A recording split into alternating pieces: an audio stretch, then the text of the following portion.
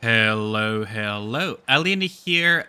In between editing a few new videos that are upcoming, I talked with some people about the Dreamscape, Death of the Illusive Realm, rather, and it came to my attention that not a lot of people know yet how to clear it consistently at maximum difficulty. So I'll just be showing you guys a little walkthrough on how I cleared the level 70, even back when I was still technically level 60 and not very built. The idea is to abuse a very powerful relic at the moment that makes use of continuous attacks. I'll be using my Yinlin because why not? She is level 70, but back then I cleared it with a very underbuilt Jinyuan. And it is by abusing that specific relic and Inferno Rider. So Inferno Rider has, with continuous attacks, triggers collaborated attacks that do a lot of damage. So a lot of our damage is going to come from those collaborative attacks. We're gonna grab Danjin. I actually quite like using Danjin in this thing. And we're just gonna grab our little upgrades. So the core of the build makes use of a maxed out Inferno Rider and a relic called the Scorching Sun, which I call the Meteor because it literally calls down a meteor that will absolutely annihilate all enemies in the vicinity. It does a lot of damage, and it can really make the difference between being able to clear up or not the Illusive Realm as a result, especially when you're under-leveled. So, first things first that I do is always fish for good early relics. So here we have only a 1-coster that increases crit damage slightly. Also, let's just make it like this so that we can see the percentages. 16% crit damage, not all that amazing, isn't it? So we're just gonna reroll and fish. We're gonna grab this one because it gives us 2 and immediately triggers Inferno Rider. We do basic attack a bit, so, you know, we can make use of it. Usually I would take Memory of Training, but here we're gonna take Memory of Combat. Memory of Training would increase our GUN, but at the moment I would rather just have more options in terms of relic building, as the relics are, not Jinyuan, Jinlin, that will actually upgrade our capabilities. So again, just fish here. Well, we didn't get a lot of things, so we're just gonna grab Successful Dodges Grant us Crit, because that is better. Always take Memory of a Fierce Struggle. It may be a little bit counterintuitive, but Memory of a Fierce Struggle is not that difficult, contrary to what its name would imply. And it grants you a lot of relics that could allow you to snowball very heavily. Especially because you get more cat attempts that you can then use for fishing. So here we're just gonna kill this little bandit. Of course, my Yinlin is quite strong, so I do clear this up much faster than when I cleared it for the first time. So, again, we are gonna grab... Well, here the cube is actually not that bad, because we increase our damage. And, again, don't forget to break all the breakable environment, because that does hold. So here is the relic Scorching Sun in the forest. When you hit a target 20 times, you have a meteor that rains down, dealing 800% of your attack to the targets within range. This does a lot of damage. A lot of damage. Always break the environment, if not just for the Dream Fragments, but there's also, as you saw earlier, a chance to have a cat in there. There's a rock over there too. So we're just gonna make use of that. Hitting a target 20 times with things like may seem like a lot, but there are quite a few characters like Chixia, like Danjin, like Jiyuan, and like Yinlin that can hit targets quite a few consecutive times, especially once you start building up certain relics and you add up the Inferno Rider onto it as well. So, especially because the meteor does so much damage and hitting so many times in a row is not that difficult, you will have quite a bit of damage. So 10% of attack as HP restore is not all that interesting. Here's the Jade Buckle. When we attack the enemy continuously, we gain attack and defense. Also, Obsession of Devastation is also really good. We're gonna grab Obsession of Devastation. This one stacks up to 10 times, so it's 60%. We're gonna grab the Jade Buckle. As you stack this, you will rain a meteor that will be buffed by quite a bit. So we're going into the Memory of Calamity. Now, the only flaw of this build, if you don't have, for example, that defense relic, is that you're very much a glass cannon. And because you're a glass cannon, you need to be very careful because the final boss can absolutely one-shot you.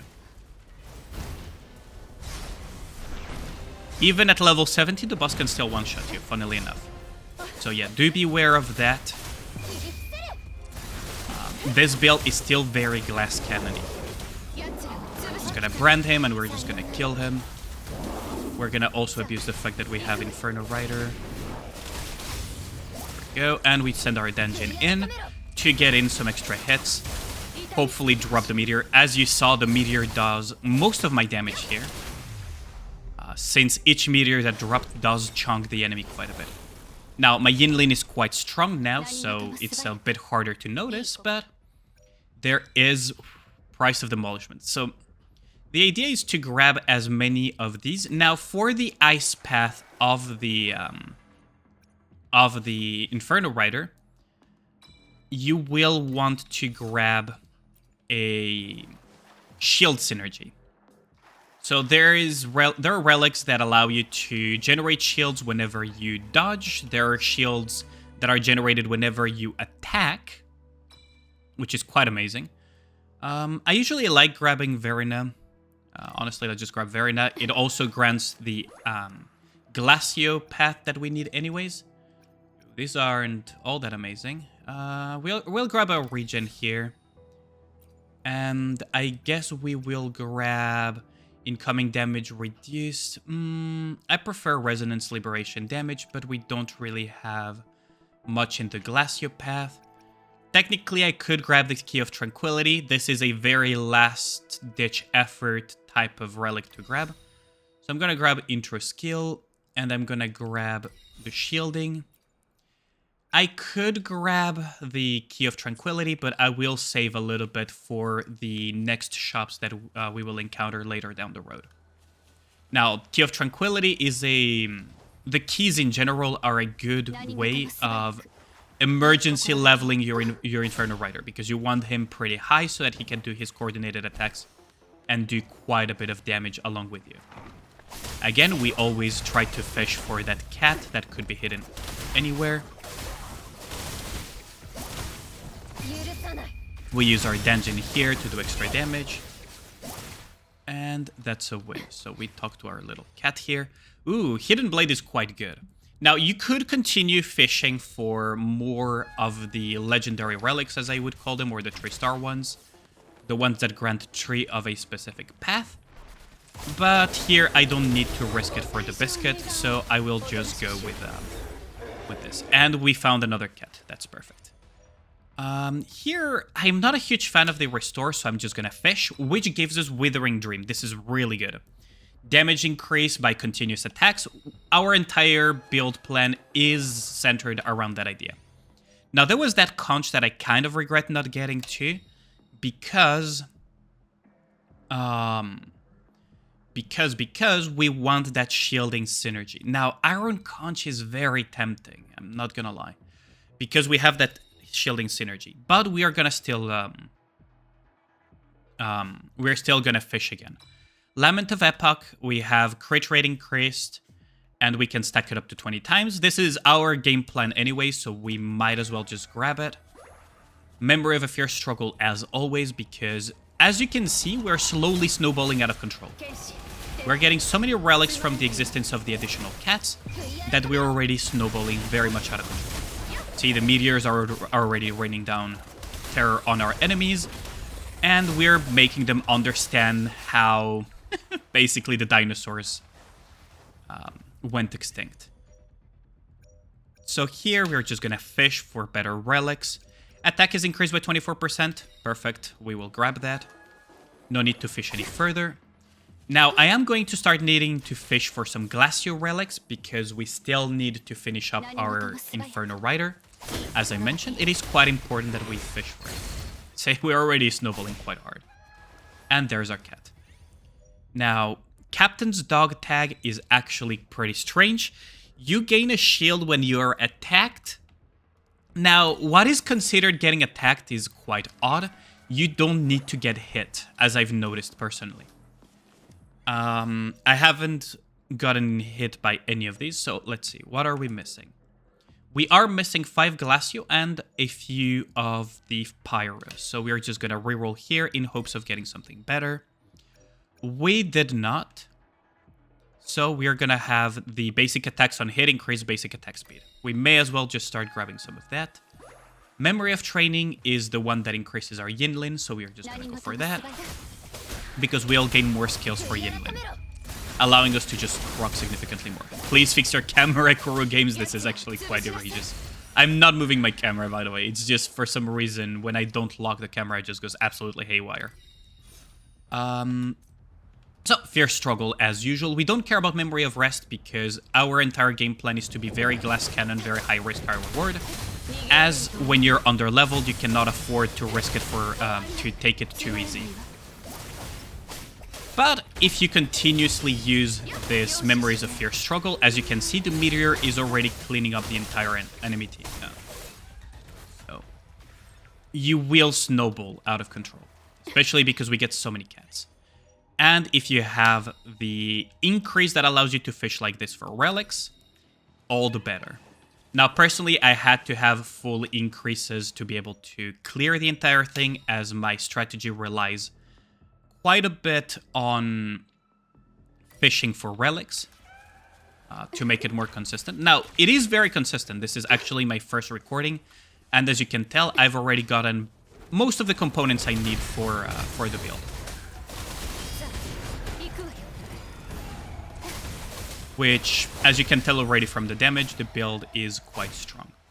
It compensates for the lack of damage due to being under-leveled. Did I get a cat? I'm pretty sure I did not get a cat here. Let's see if there is a rock that I missed. There might be a rock somewhere here that I missed. Usually they spawn either near the entrance or on top of the hillside, so let's just double check. Not here. Not here. They usually spawn either top of the hillside here, over there at the entrance, and over there where I broke a rock. I'm just making sure I didn't miss one. Always make sure to double check so that you don't miss out on any additional cats that would allow you to snowball. Now, Resounding Bell is surprisingly good to cover both your Glacio needs, and the Shatter effect allows you to do quite a bit of damage. Now, because you need some Glacio, you will go for a shielding synergy. So this is actually a pretty solid relic because of that shielding effect. Earlier I mentioned that the whenever you are attacked, relic functions quite oddly, and that is because, from my experience, you don't need to get hit. You only need for the game to register that something tried to attack you. So as you can see, I already have a shield, and I haven't gotten hit yet. Oh, that actually did hit me though. And that did hit me, but it is fine because I wanted to get the shield. So, you don't need to get hit for the shield to proc. That's the interesting part of it. And as you can tell, all of these hits are counting towards. Whoopsie. I need to keep the shield up, though. I need to stop being so careless, but as you can tell, the Meteor is doing quite a bit of damage, and whenever you have the resonance of the shell, you actually have a lot of additional damage too. So now he's just gonna break here. Now, what you can grab once you're done building your Phantom Rider is kind of up to you, but I personally like quite a bit the Aero Relic that reduces enemy defense. And I also quite like the Electro Relics that increase things like Resonance Liberation, Energy, and stuff like that. We're gonna grab this, though, because Resonance Liberation increases attack by 50%. Is always nice to have. And we are just going to increase even further. I guess I quite like the electricity penetration, personally. So, Memory of a Fierce Struggle, we go again. Because we want to fish for those cats. See, here's a rock. We break. We don't get a cat here. There is another spawn point over there, but it's not spawned here this time around, so it might be up top right or at the final spot. So just for reference, you're going to see... I'm just going to auto-attack just so that you have a frame of reference of how much damage the meteor can do. So it should trigger anytime soon. See, that was a meteor. That's just how much damage the meteor does. Very ridiculous amounts of damage, a very humane design, as you can tell. So, as we go, we are just gonna clear the last remaining trash, get our cat, and just continue walking towards inevitably beating this. Now, I like the Electro Relics and the other ones, so we are just gonna fish a little bit, see if we can get something better. Resonance skill damage increase, that's usually not a bad one. I like upon critical hit 2 resonance energy gained because it allows us to get a lot. Basic attacks reduce the cooldown of resonance skill and resonance liberation by 1% on hit. We hit a lot, so I actually like having this.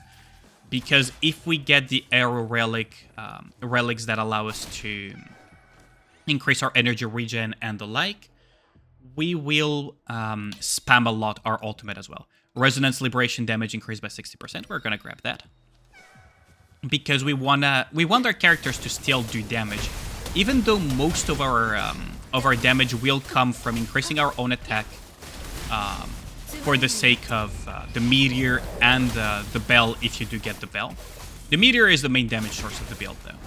But even though we're going for that, we still want our characters to do some damage, regardless. It's always nice to just annihilate things even faster. Especially because the main limiting factor for clearing it as lower level is just don't get hit. Echo skill increase crit damage by 80%. We're gonna grab that.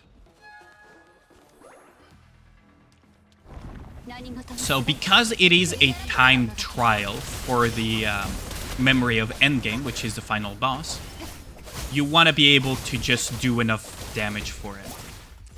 It is a DPS check after all, due to the time limit. After that, it's just a matter of don't get hit, kick W, so, you know, the usual. Yep, the meteor just completely cleaned them up. So you start seeing how this build takes shape. Alloy Quench is actually nice because we gain shield for 5 seconds every time we dodge, every 5 seconds. So this goes quite well with the build that makes use of some shielding synergy. Of course, the core being the meteor, but if you get the bell like I did, you absolutely do want to grab some synergy. Crit damage increased by 60%, brilliant. That is absolutely brilliant. So our stats are absolutely through the roof. And there is the other cat, by the way. As I mentioned, there is a chance that there is a cat that spawns here. So we are going to grab that. Resonance skill damage increased by 72%. That's brilliant. We are going to do even more damage now. So let us do this, and let us just clean up the bear here.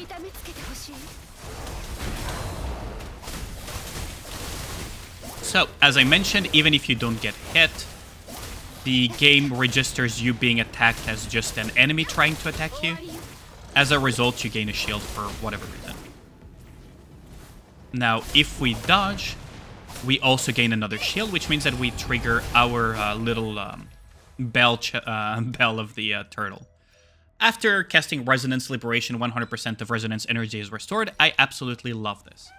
So we're just going to grab this because it's going to allow us to just double tap our ultimate and absolutely annihilate enemies. So we can do this, basically.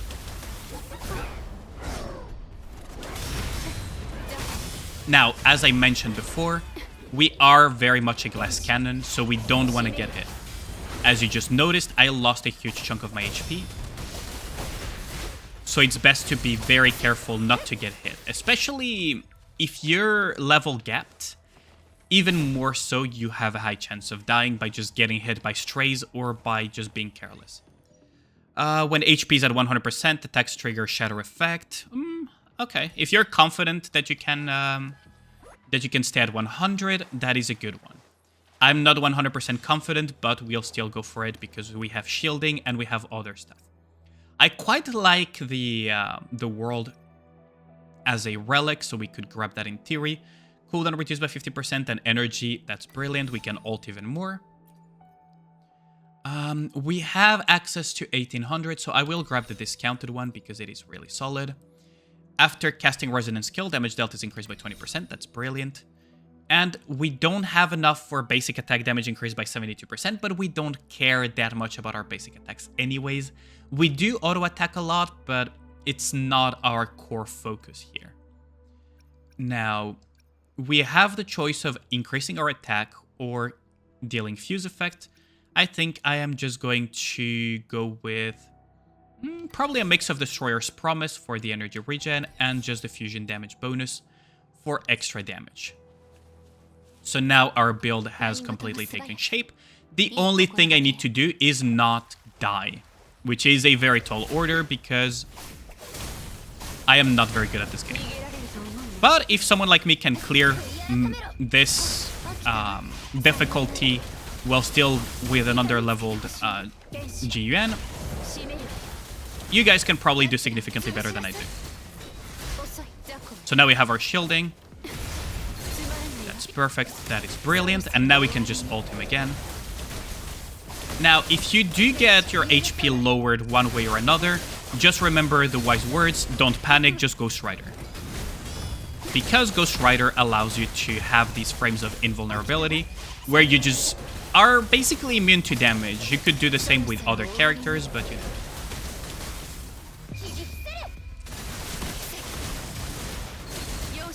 So never panic, never fear, for you have the Ghost Rider transformation as well, if needed be. As you can tell, the Meteor also makes it very cluttered, so do remember to not get careless, because I just lost more than half of my HP there by accident. And as I said, never panic. You can always use Inferno Rider to just dodge a little bit and just be very careful of not getting hit. There we go. And we kill. With the slow motion. That is perfect, isn't it? And there we go. That's a clear.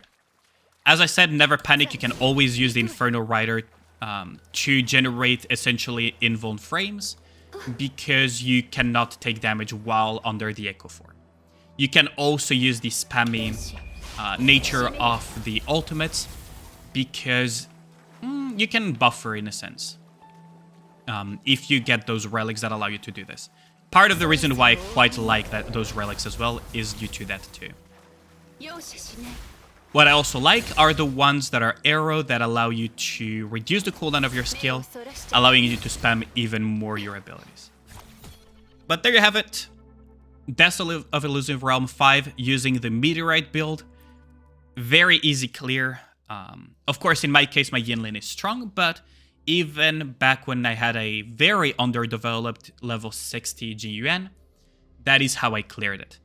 Now, some of you may remember as well, I have a video where I cleared Death of Illusive Realm level 4 using the borrowed Tao Chi by using this exact build. So, by using the borrowed Tao Chi, I could have used a borrowed as well Yan Yang.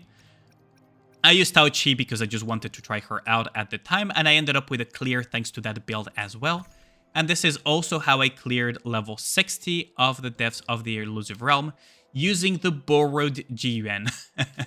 Back when my GUN was still very much underdeveloped, I just grabbed a borrowed GUN and cleared the entire thing using a borrowed one.